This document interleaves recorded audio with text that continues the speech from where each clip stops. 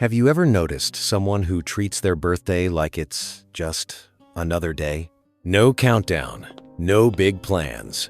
Sometimes they don't even mention it unless you ask. While other people are booking dinners weeks ahead or posting reminders online, this person seems genuinely puzzled by the whole thing. Almost like they're wondering, why is everyone making such a big deal out of this? At first glance, it might look like indifference, or maybe modesty, but psychologically, something much deeper is going on. The way a person relates to their birthday isn't random. It quietly reveals how they see themselves, how they process social expectations, and even how they experience time. And in the next few minutes, we're going to break that down. If you enjoy these kinds of small, everyday behaviors explained through psychology, make sure to subscribe and feel free to comment where you're watching from. I always enjoy seeing how far these conversations travel. Now, let's get into what's really happening beneath the surface. Here's what most people never stop to consider. The way someone treats their birthday isn't just a lifestyle choice. It reflects how their sense of identity is built. For many people, birthdays act like social confirmation. Messages, gifts, attention.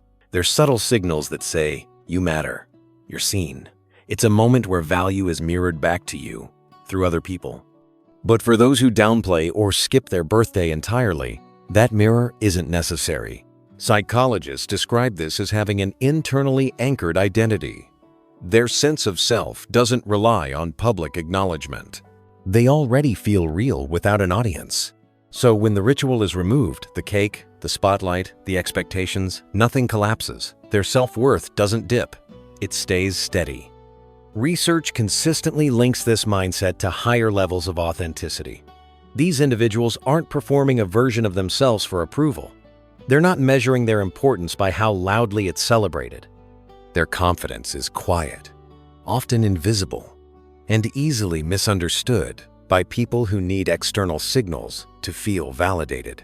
The second layer of this mindset has less to do with identity and more to do with time. For most people, birthdays act like checkpoints. They divide life into neat segments. Another year older, another moment to reflect, evaluate, maybe even panic a little about where you're supposed to be by now. But people who treat their birthday like any other day don't experience time that way. To them, time feels continuous, not broken into symbolic milestones, but flowing forward without special markers. The day they were born doesn't carry more psychological weight than a random Wednesday in October. In psychology, this is often described as low sensitivity to temporal landmarks. It doesn't come from avoidance or sadness, it comes from presence. Growth, in their mind, doesn't reset once a year. It happens gradually, quietly, one decision at a time. There's something almost philosophical about this perspective. Less ceremony, more awareness. Life isn't measured in anniversaries, it's experienced moment by moment. The final piece of this puzzle has nothing to do with disliking people. It has everything to do with how social energy is spent. Birthday celebrations come with hidden costs. You're expected to respond, to show enthusiasm, to manage other people's expectations, to perform gratitude, even for gifts or attention you didn't ask for. For people who skip these rituals, that effort simply isn't worth it. Psychology refers to this tendency as social selectivity.